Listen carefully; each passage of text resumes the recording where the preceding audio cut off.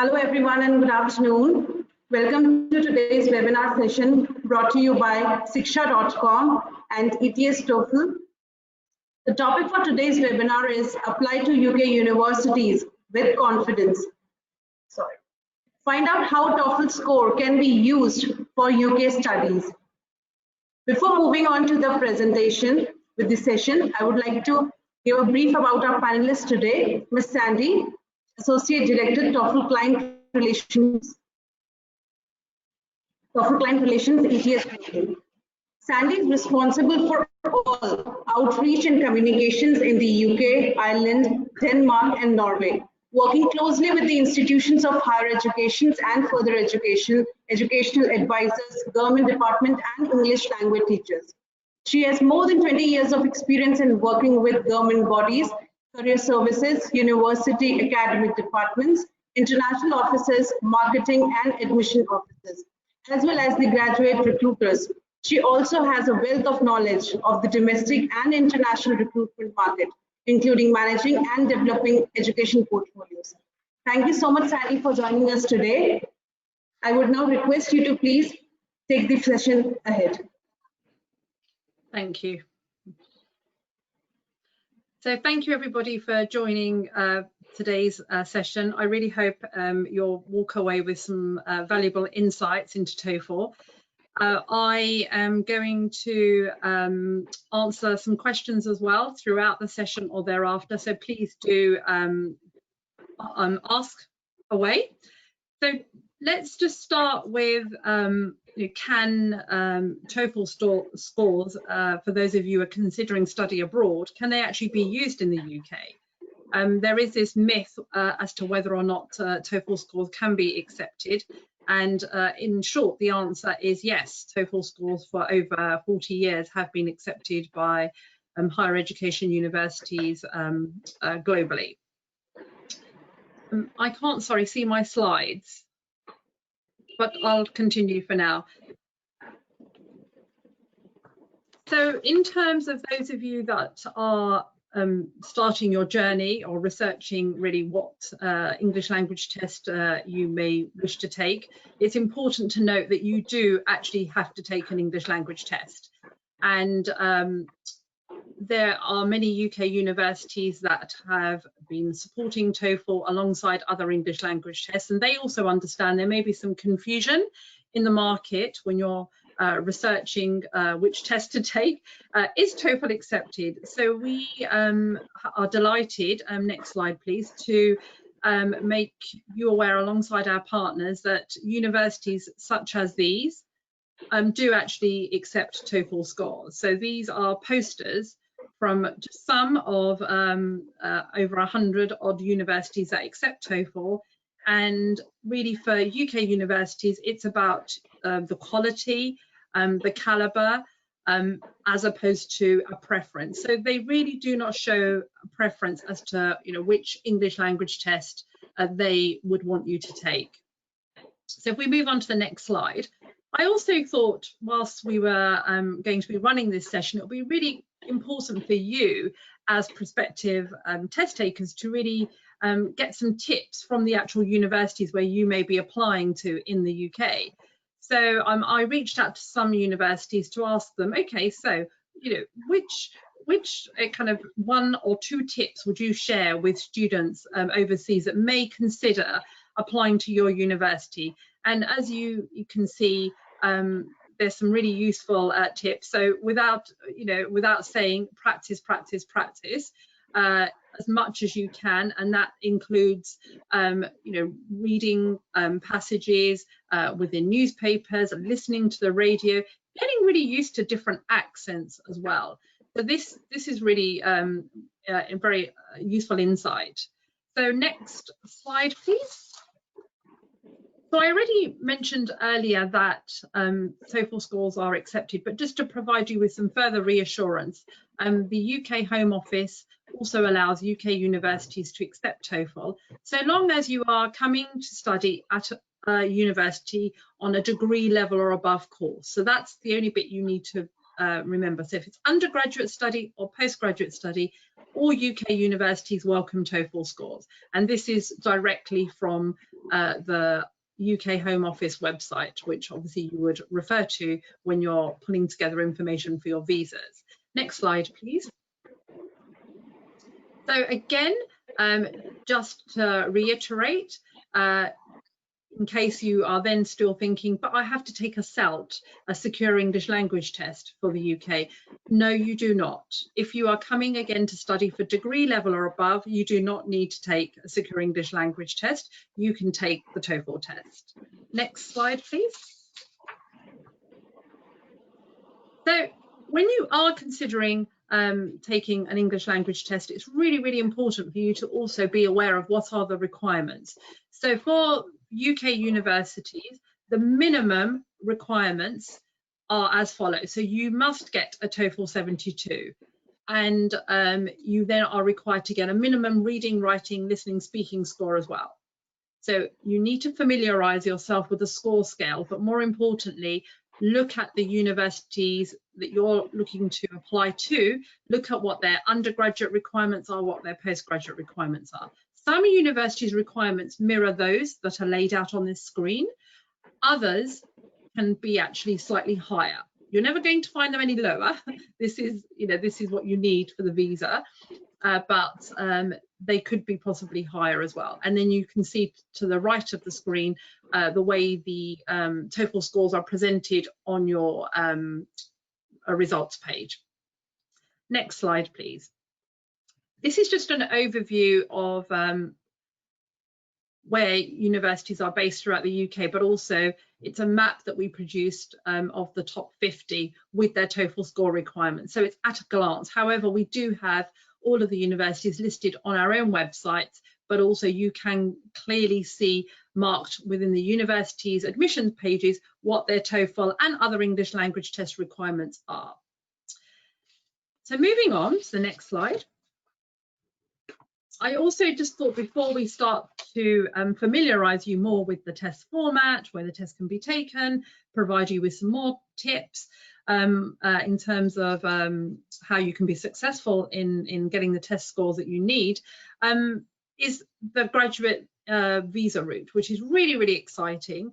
It's the most flexible visa route in the world at the moment. So anyone that's applying to UK universities really as of September, whether they do the 3-year undergraduate course or a 2-year, 1-year postgraduate course or a PhD, you legally are allowed to remain after your course in the UK and work for 2 years. And the reason this is really popular, and the government have introduced it, is that you can actually work in any field. So the field of work does not need to be linked to the field of study.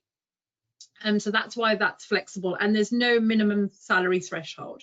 So if you're doing a PhD, you can stay for 3 years. For undergraduate, it's up to 2 years. And there's a link with a really useful fact sheet that our Home Office have produced that I thought you may find useful.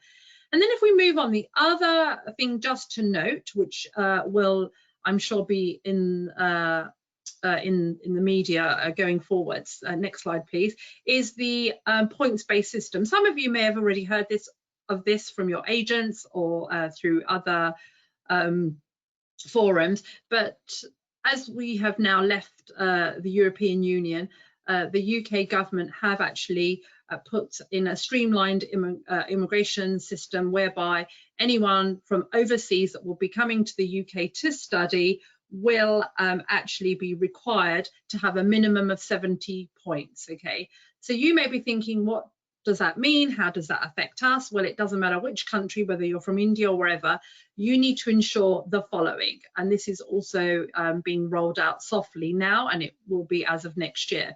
And there's a link to the Home Office website. So really nothing changes. You still need to go and do an English language test. That's 10 points. You still need to show evidence of funding. That's another 10 points. So that's 20. And then the 50 are attributed to the actual university that's making you the offer. So that's where most of the points are. And so all of the information in terms of what they require that you make a submission for, then that will give you your 70 points. So I just wanted to gently introduce that as well. So the next slide, which I think will be one of the most important ones you want to know about today, is really what is this test about? If I take this test, what will I be presented with? And I'm sure we're going to probably get asked, which is one of our frequently asked questions, how easy or difficult is it? So before I actually introduce the test format slide, I just want to stop for a moment and just make you aware of some amazing work our colleagues have done to ensure the test taker experience is a far better one in terms of taking the TOEFL iBT test, but it's less stressful. We know it's really difficult and students face anxiety, but all of the changes that we've made to the format of our test have really been to ensure that you have a better experience. So I'm going to talk you through briefly some of those changes so that you can maybe be able to compare the test with perhaps other tests that you are also considering. So first of all, in terms of the actual test, TOEFL iBT is a test that you just take in 3 hours on the same day at the same time. So you do not go back for a section and then get the results. All of the 4 skills are assessed on the same day. Again, for those of you that are not as familiar, you are going to be taking the test on a computer and you will wear a headset. So you are listening through the headset, you are speaking through the headset. And we also test the students, as in your ability to be able to read, write, listen and speak at the same time. So some of the sections, for example, speaking, you will be presented with integrated tasks. And you may be thinking, oh gosh, okay, that sounds really complicated, or I don't think that's a test for me because there's no human interaction. Well, the reason that we choose to assess these skills in this manner is because one of the USPs to the TOEFL test is it really does present you with the tasks that you will be faced with in a university environment, wherever you're sat, wherever in the world. So when you are being assessed on your speaking assessment, that is what it's really going to be like in a university environment. And for us and for the universities that you're going to be sending your scores to, we want to ensure that you are successful at university. So we do it in this manner. However, we also choose not to have any human interaction because we want to ensure we're being fair, objective and unbiased. So if we move on to talk briefly about some of the changes that we've made to the test. So first of all, the next slide will show you that we are allowing you to retest far more quickly than previously. So we understand that you have deadlines to meet. We also understand that you may not have met the score requirements on the first time round. Therefore, we need to provide you with that flexibility. But what's also great is when we look at the way the TOEFL test is marked, which is very unique and no other English language test does it in such a manner, is that we actually have different people marking different parts of the test. And as we'll go on, you'll hear a bit about the use of AI within the marking of 2 of the skills. So next slide, please. So from here, you will also see that we allow more testing opportunities. As a result of reducing the test to 3 hours, we can now have testing throughout the day, so long as our partners, as in test centres, will allow us to test on those particular dates. I am going to talk about our at-home test as well shortly, because I know that some of you may be sat calling in from locations where we don't actually have test centres open, so bear with me, we will cover that. So if we then move on to registration, so yes, you've got an idea of the format, you know there's more sessions, but how do you actually register? So the next slide, you'll see that we now are able to allow registrations from all platforms, which we understand we were a bit late in doing, but that's available. But again, allowing you to book tests far more easily. If we then look at the next slide, you'll also see that you can actually book a test date right 48 hours right up to the test date. Again, that allows you a greater degree of flexibility, and also the ability to be able to meet that particular deadline far more quickly than previously. I also want to now move on to the next slide, where we are going to talk to you about something called My Best. So for those of you, which I don't think there is anyone on this call that has already taken the test, what My Best scores allow, and this is very unique again to the TOEFL test, is that if you take the test more than once within a 2-year window, your previous scores can still be reported to your chosen university. So what I mean by that is you've had to take the test for the second time because, let's say, for argument's sake, you were unable to meet the reading score that the university required. So you have to retake the test, but you met all the score requirements of the other 3 skills. So the next time round, you, let's say, do meet the reading score, but let's say your other 3 skills where you met the score requirements fall slightly. What My Best allows you to do is use your current reading score and your My Best scores from the other 3 skills and combine them and present them to the university as My Best scores. So it's taking your best scores from the 2 administrations, so long as they are within the 2-year window, and making that submission. And many UK universities have actually accepted My Best scores because they also understand that you may not be able to meet the requirements the first time, but it could be just a marginal difference of 1 or 2 points. So that's really exciting for those that do decide to take the TOEFL test. So if we move on to the next slide,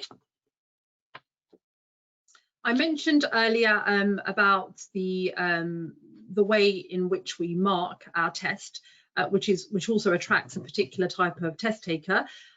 We've added in AI. So we have already been using a form of technology to mark our writing part of our section alongside human markers. We now have actually introduced that to our speaking section as well.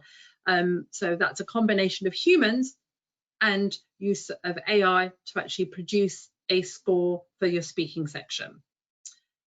If we now move on to where you can actually take the test at a physical test centre, the next slide actually outlines where at this moment in time where we actually offer testing.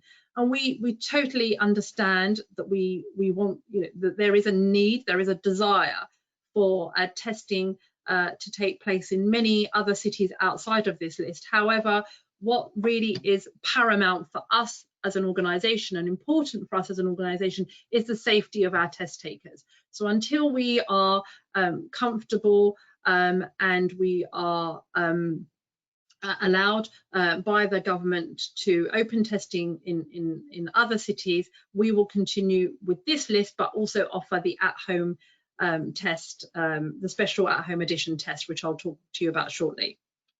So if we move on to the next slide, and then the one after, please. So the at-home edition test is exactly the same as a regular IBT. So the format slide I showed you earlier still is relevant to this test.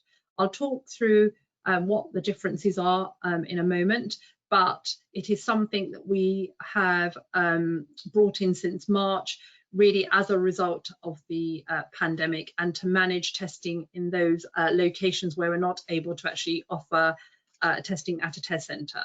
So let's look at what's the same on the next slide. So I've already mentioned to you about the actual format of the slide and also the way we mark the score scale, that all remains unchanged.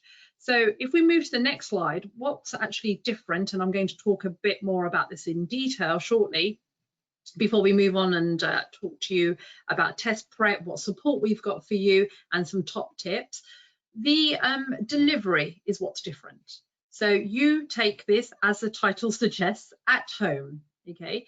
I will talk you through the actual requirements, because there are requirements and you should be fully aware of what these are before you actually even decide to register for this test.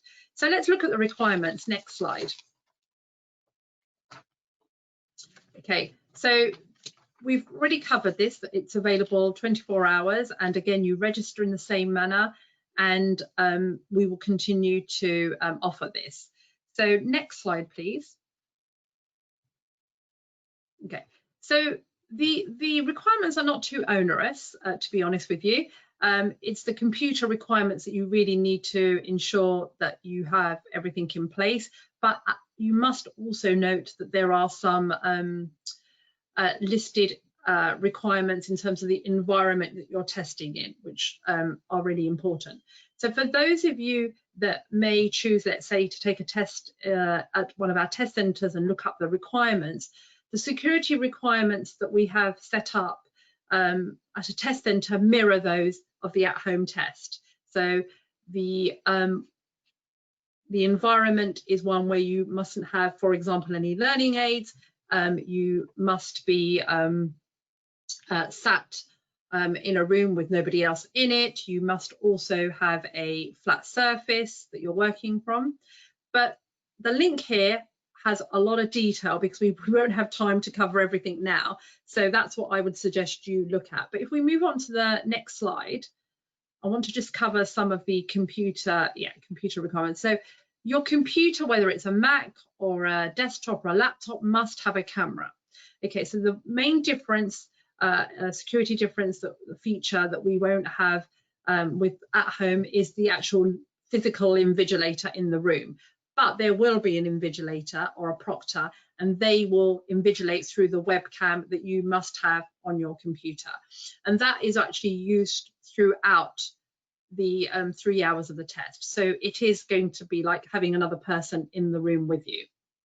And then you may remember from the format slide, I alluded to the way we assess speaking and listening is through the headset. So it's important that the microphone that you will have to speak into when you've been asked a question is in good working order. Next slide, please. Okay, so before I start on the tips and strategies, I also want to make one other comment. You may have seen from one of the bullets on the at-home slide that it's videotaped. So please do ensure that you are dressed smartly or appropriately, because that videotape recording will be sent to the university along with your scores. So some of you that are not familiar, I'm going to talk briefly about some of the tips and strategies that our colleagues who help pull together the test prep have shared from us. So the most challenging section of the test is actually the reading. Even for native speakers, it's a reading section. It's very lengthy. So it's not just about the speed, it's also about your comprehension skills as well. But also one thing to note from here is it's not just about your ability to read, it's your and the speed, it's also the ability to extract the answers from the text that you're presented with. Okay, so you don't really need to be revising for anything. All of the answers to the questions are actually hidden within the text. And then in terms of listening as well, so again, it's making sure that you are again making notes. So even though at the test centre you are given a note paper to make notes, in the at-home testing environment, you are able to use a whiteboard with a pen. So again, it's whatever you're listening to, making notes, using those notes, and making sure you're answering the question, but again, practicing as well. So if we go on to the next slide. Okay, so again with speaking, again thinking about some of the universities that work with us closely, and when they receive English language scores, one of the tips that they really wish test takers would really take on board is having conversations with others, practicing your speaking. Also listening to different accents, whether it be the radio or whether it be the TV. So that's really important. But we also have lots of videos and information on our TOEFL TV channel, which I think will be useful. And then again, with writing, it's also about reading written text, as well as ensuring that you are able to use the right grammar, you are able to clearly relay the point that's being asked, whether it's an independent task or whether it's integrated, giving your own opinion and using the information you're presented with to be able to formulate that answer. So if we move on to the next slide, I want to talk briefly about the test prep that we offer, because I want to give you time for questions. So I'm just going to highlight some of the products and services that we've got. Some are available freely, some are paid for. So the Insider Guide, which is actually produced by colleagues at ETS in regards to TOEFL. And then if we move on to the next slide. So one thing is a personal favorite of mine, and this doesn't just relate to TOEFL, any test that you're looking to perhaps take, is always take a practice test. We are really proud to say we offer a free one, but always take a practice test, because with the practice test, you may not be paying anything, or you may be paying a reduced fee to take it. It really gives you an idea as to what your scores will be, and then you can actually focus on the skills that you need to focus upon. So always go and take a practice test. So we obviously have our own TOEFL practice test as well, and then we have other products such as the planner. If we move on, there's a couple of other products that I want to highlight that I think will be really valuable to you as well. Next slide, please. Okay, so these are the actual TOEFL books with the CD with practice tests. So these are previously released tests. So you have various volumes. Then you also have the practice online test, which is a paid for test. And then the value packs are where you, if you wish, you want to buy both products together. And then the next slide, again, a great favorite of mine is the actual TOEFL app, where you can actually practice, you can get scored responses, and also obviously register for the test. But we also have like a library of frequently asked questions, which I think you will find incredibly useful. And then the final slide really, which is next, really captures, we think, all of the most useful links that an individual like yourselves would need to know about before actually going to register for the TOEFL test. So I think particularly the TOEFL acceptance, in terms of you wanting to understand, and the destination search, what the university's requirements are, who accepts TOEFL, which I hope already answered everyone, but also the YouTube as well, I definitely would cast your eye on. So lastly, next slide, all I want to say is good luck in your journey. I'm really glad that we were able to share some of these insights with you, and I know we're going to open up for questions shortly, but the TOEFL test is, if you choose to take it, which I hope you do, is accepted 100% by UK universities, who will be delighted to accept your scores. Thank you very much. Stay safe and healthy. Thank you so much, Sandy, for the informative session. We have quite a few questions coming from students. I will start taking those questions and would request you to please help these students with their queries. So the first question I have received is from Tejas, and he's asking how many hours of study is enough for TOEFL? Okay, so I also wanted to say I will do my best to answer as many as I can. However, I may have to come back to you on some. So in regards to that particular question, it really depends on where your strengths and weaknesses are as a student. So obviously I don't know that.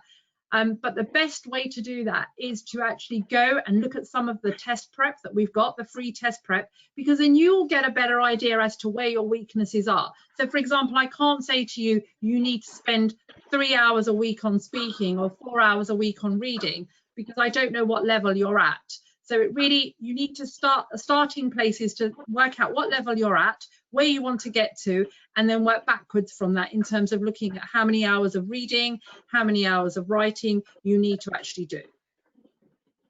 Okay. So Tejas is further asking, wasn't TOEFL reading shortened to 30 questions after 2019? Yes. So all of the so within the format of the test slide, all of the sections were changed and shortened apart from the writing section. The writing section remains the same, but the others were, yes. Okay. Students, if you want to ask a question directly to Sandy, you can also click on raise hand. I will unmute you and you can ask your question directly to her. So moving to the next question. This is from Shakima, and she's asking, does the free test stay the same or is it more realistic to the actual test? So the closest thing to the actual test will be the practice online, the TPO, the practice online. However, the free practice test gives you an idea as to how proficient you are right at this moment in time. But the closest thing would be the TOEFL practice online. Okay. Next question is from Nikhil. He's asking how many years in TOEFL test score, for how many years a TOEFL test score is valid? Okay, 2 years, maximum of 2 years. 2 years. Okay. Coming to the next question. Pritesh asking, why TOEFL test is so expensive? Can we take it at a reduced rate? Yeah, that's a good question. It's $185, which can be expensive. Unfortunately, I don't set the fees. However, if we make a note of his details, we can send you through our partners at Learning Links a discounted voucher. Okay. Okay, coming to Aman. Aman, you have raised your hand. I'm going to unmute you and you can ask your question directly.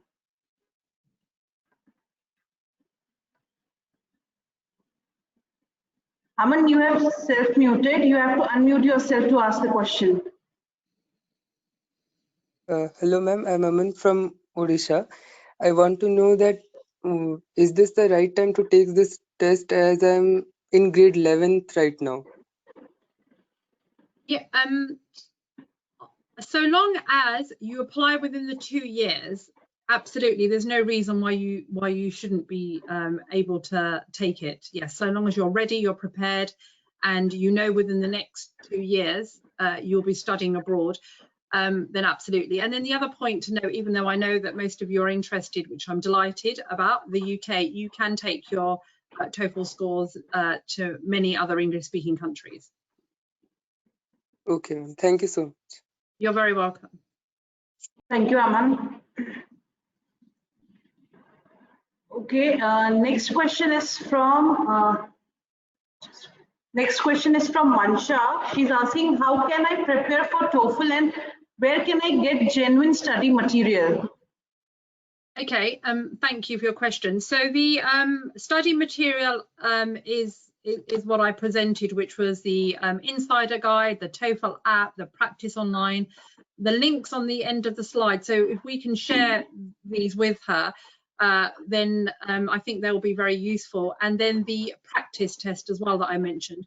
So when you go through this journey, you may find you may not need all of these materials, to be perfectly honest with you. You may find you only need 1 or 2. A good starting point is the practice test and the app, and then you can really work from that and see where else do you need to actually make an improvement. So you may find that you don't need to buy the official guide.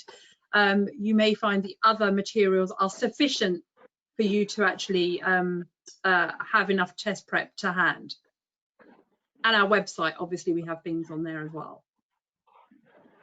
So if we can share that information, that would be great. Yeah. Okay. So next question is from Ananya. Ananya, you can ask your question directly to the panelist. I am unmuting you.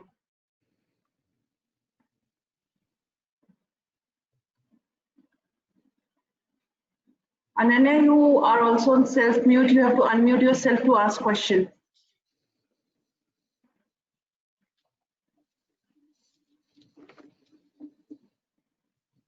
Okay, she has written her question. She's asking, I'm in the second year of my education, so how can I prepare now? Can I, or I can prepare now for my TOEFL exams?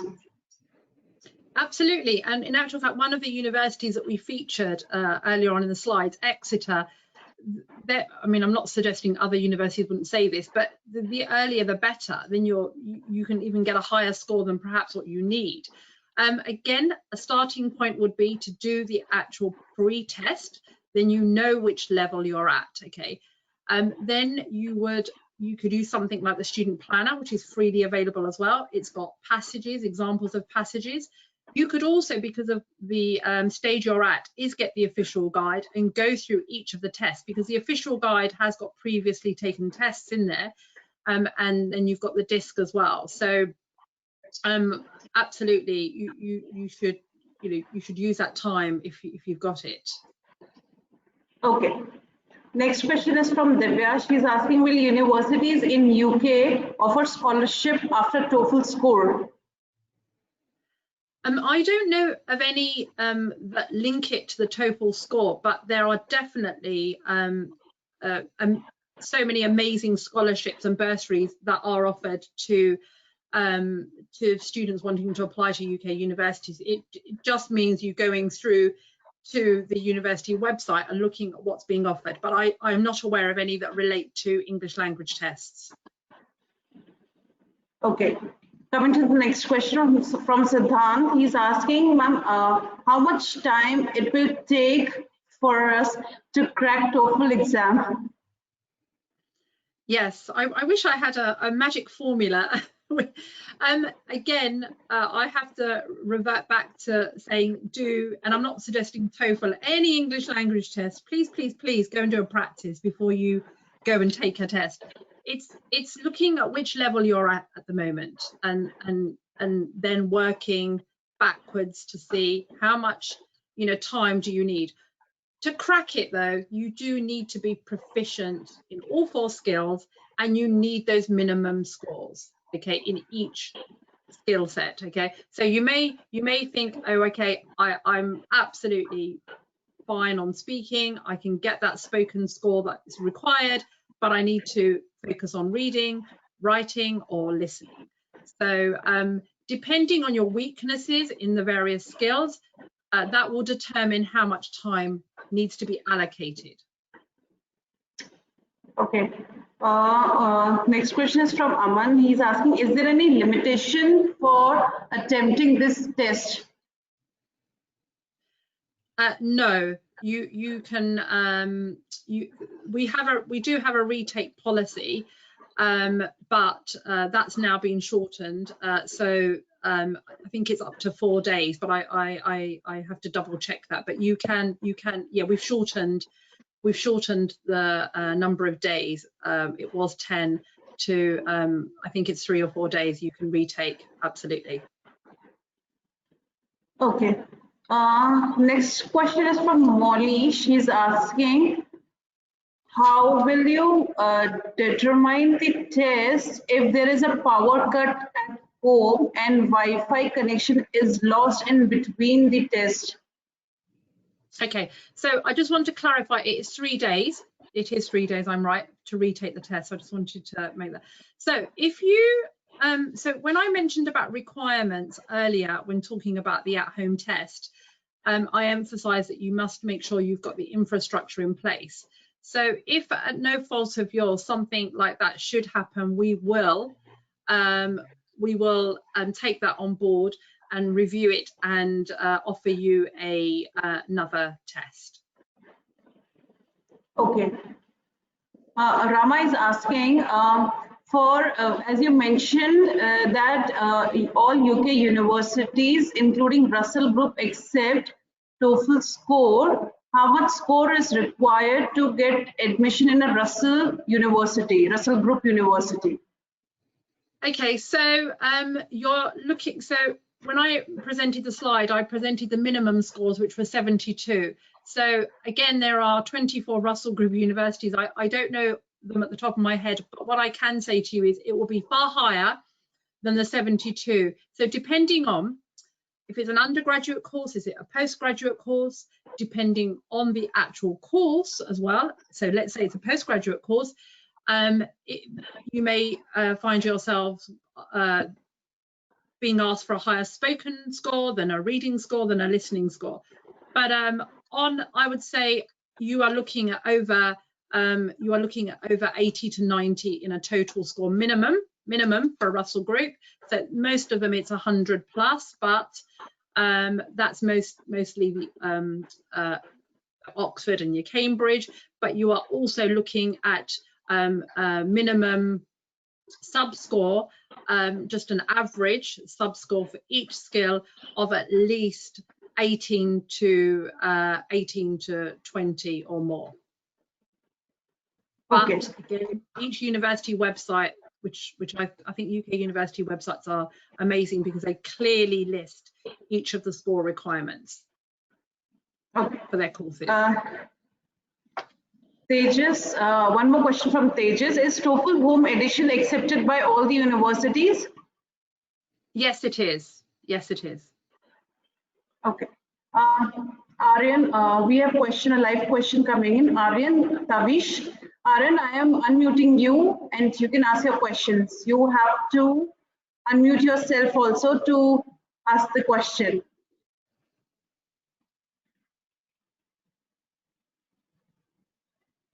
Aryan, please unmute yourself.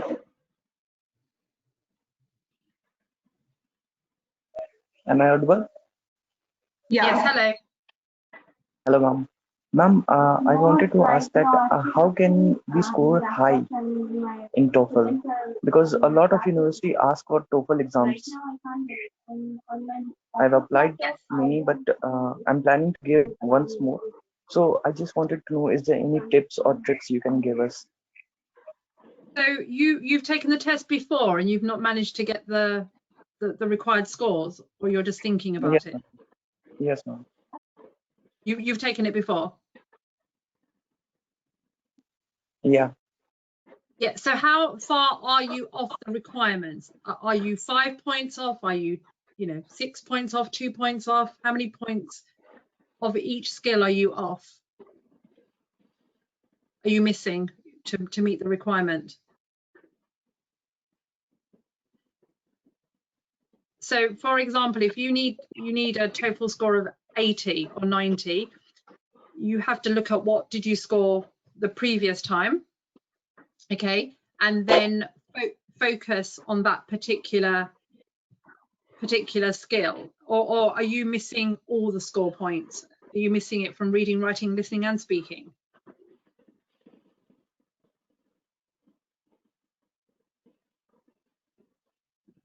Hello, Aryan.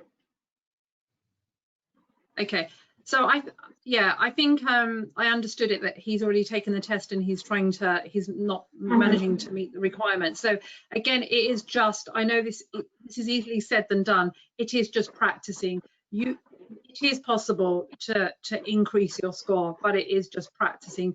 And when I say practicing, remember in our speaking section of our test, you also have to be able to listen. You could be reading, and you need to be able to extract the information from the conversation that you're listening to, and you need to be able to speak about it. So it is also being able to integrate your skills. Okay. Got it.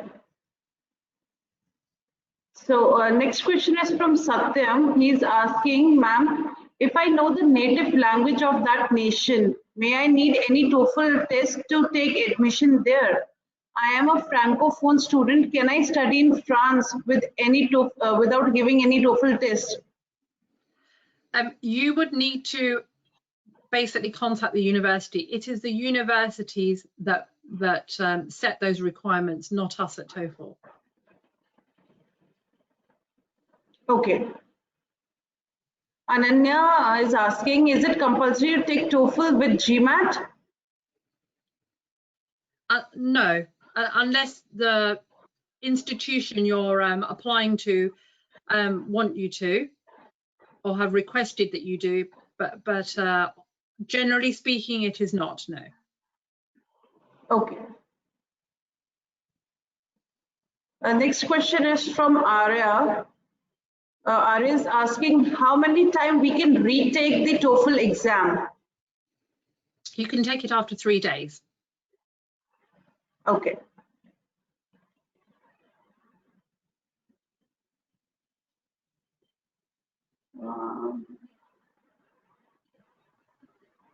Siddhant is asking, would we get scholarship on our performance on TOEFL scores? Would we, sorry, did you say? Would we get scholarship on our TOEFL scores performance? Again, I do not know of any university that's doing that. You can check with the university, but I have not come across any university that are offering that. Okay. They just asking how many points are deducted for each wrong questions. The answer to that is I have no idea. We would have to park that question and get a response back. However, I would encourage him to take a look at the planner that I also mentioned in our test prep, because a planner has at the back of it, which is it can be accessed online. It's a brochure. There's a rubric which is used by the people that mark the test, the raters, and in it you can see the rubric for each section and what's required. So for example, in speaking, it tells you on the rubric what they're looking for when they're marking that spoken response. So that might be useful, but yeah, we'd need to come back on the on what's deducted and points. But the rubric is a really useful tool for you to actually see when you're sitting the test and you're answering a question, what is the person that's going to be marking your section, what are they looking for? What have you got to put in that answer? Okay. Moving it to the next question from Rahul. He's asking, can we take home edition test on Mac OS? Yes, they must can. Be asking for what operating system? What operating system actually accepts if they want to take a home edition test of TOEFL? You can use yes, you can use a Mac. We started that a couple of months ago. So yes, you can use that, Windows and a Mac. Okay. Sandy, there are a lot of students who are, asking for, as there are a lot of informative links that are you have already shown in the presentation. How can these students access these links for guides, for application, or to this presentation? So I have 3 to 4 questions coming from students because they want to refer to these links that you have shared in the presentation. So is there any reason why we couldn't just email? Do we have the email addresses of everyone that's attended? Yeah, we have the email address. You can share that presentation with the student. Yes, we are happy for them to have that information, because then they will have the relevant test prep products that we would recommend. Okay. Moving to the last question. This is from Neha. She's asking, I have C2 level. How can I get 120 by 120 in TOEFL? Yes, because it doesn't go all the way up to, she wants C2 level, or sorry, did she get? C2 level. She's saying I have C2 level. How can I get 120 by 120 in TOEFL exam? Yes, because it doesn't go all the way up to that. I don't even actually know if anyone's ever got 120 yet. I'm sure they have actually. Yes, I would need to put written response to her. It's too complicated to give over the over this platform. Okay. But we can get her. I can personally email her about that. happy to do so. Okay, coming to next. Okay, we have a few more questions. Siddhant asking, is SAT exam also compulsory with TOEFL exam for admissions in universities? Not in the UK, no. Okay. Rahul is asking, just one question. Rahul is asking, till which month you are going to continue with home edition test? At the moment, we're testing right up to the end of the year. Okay. Because we as you can appreciate, we do not know when we're going to see any end of this pandemic. So really, it is there to really enable students that can't go to a test centre because there isn't one in their local hometown that's open because of the pandemic. It's really designed to kind of fill that gap. Okay. Students, if you have any further questions, you can either raise hand or you can write down your questions.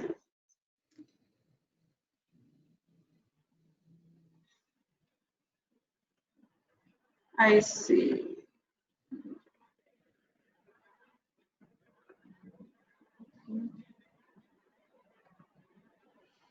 Okay, one more question from Saida. She's asking for TOEFL home edition. If by chance there is a disruption in internet connection due to power cut, will there be any consequences to our exam?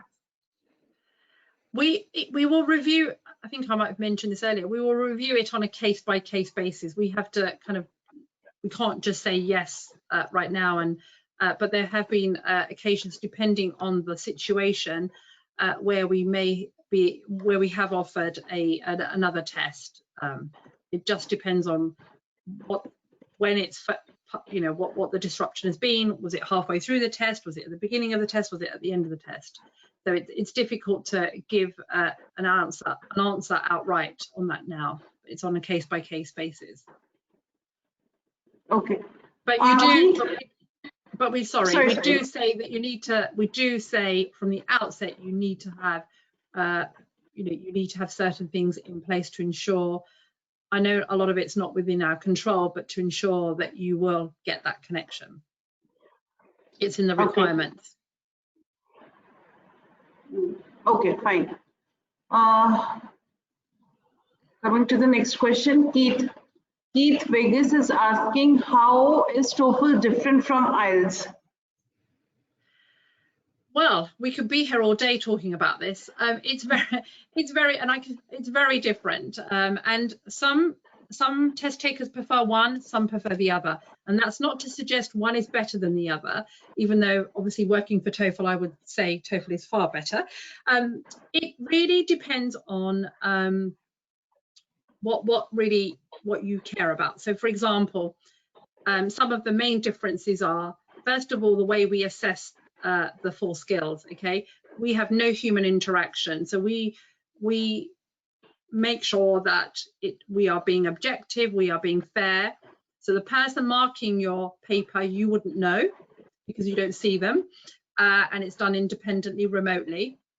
But also the questions that you are presented with, the tasks you are presented with, mirror for TOEFL exactly what you would come across in a university environment. You do not get that with other English language tests. So when you rock up to a UK university, you should have no problems in terms of being successful on your course, but also not having to have any additional English language support.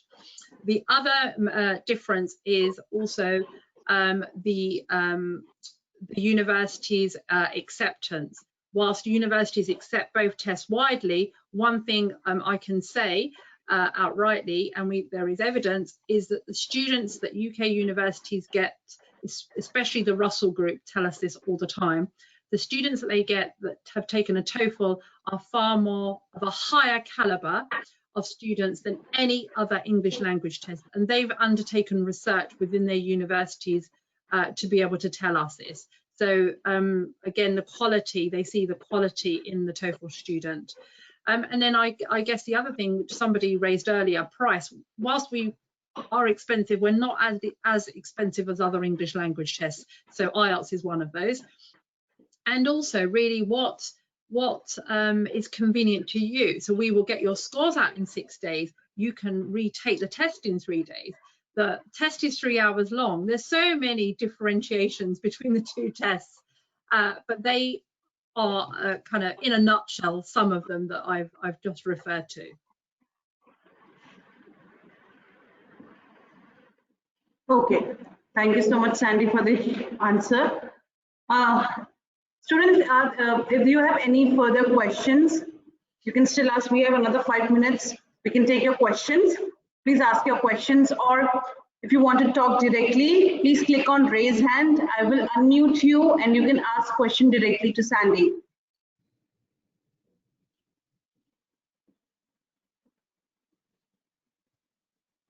So, okay, I have one question from Murad. He's asking, other than UK, what all countries accept TOEFL in Europe? Pretty much everywhere accepts TOEFL scores. You would just need to look at each university to see if every university accepts it. So, but more or less, I would say all countries do accept. English-speaking countries do accept the TOEFL test.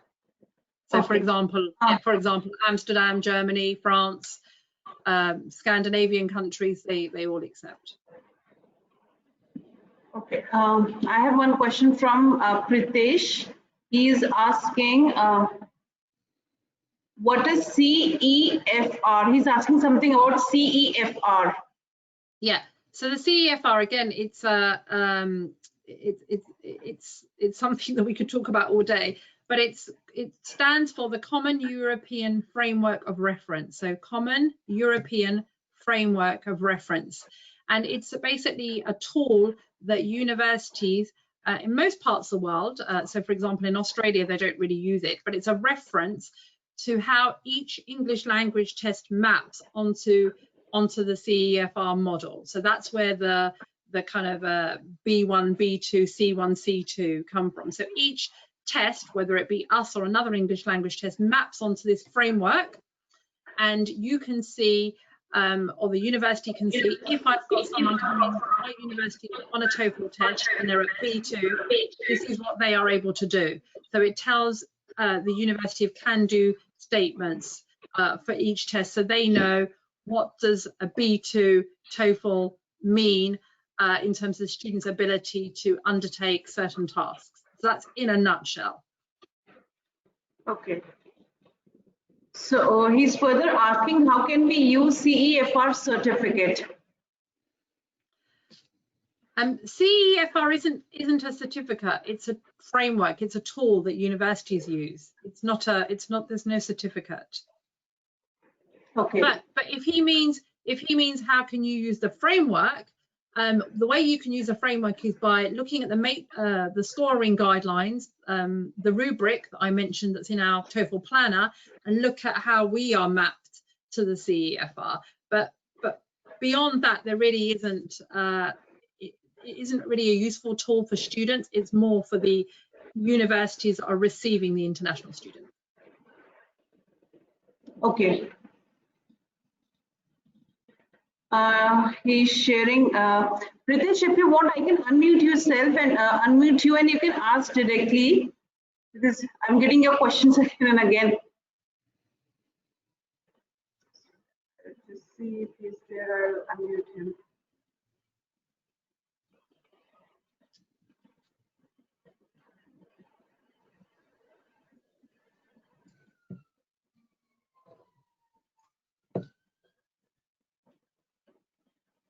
Okay, he said he cannot pick up the call. He said, I got a paid certificate from British Council on it.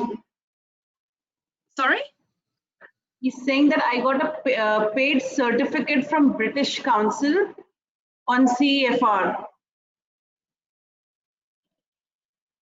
Okay, I'll be honest with you, in the 11 years that I've done this job, I've never heard of that. I've never heard of it. It being issued, yeah, a certificate for CEFR. Yeah. Sandy, is there a way if the students want to get in touch with someone from TOEFL for further queries? Because I'm getting a lot of questions from students. How can they connect with the representative if they have doubts? Is there any email address from which they can, write an email with their doubts? Yes, so we can, when we send through the presentation, we can send through the information for learning links and other colleagues that are based in India. Yes, absolutely, and we want to be able to support you however we can. So we will be delighted to share those contact details. Okay, so with this we come to the end of the session. Thank you so much, students, for joining us today. Thank you so much, Sandy, for taking out time and for sharing such an information with students, which is really going to help them for their higher education. Thank you for the opportunity, and we will definitely follow up with those questions that need following up, and share the slides and contact details, because we want you to be able to use this information. And best of luck, and please stay safe and healthy, and I hopefully look forward to hearing all about your TOEFL journey. Great. So students, you will get an email intimation with details from the institute, and then you can ask your questions to the respective representative on further questions. If you think that few questions were not been able to answer today, you can ask your further queries with the representative. Thank you so much, students. Thank you so much, Sandy. Have a great day. Bye-bye.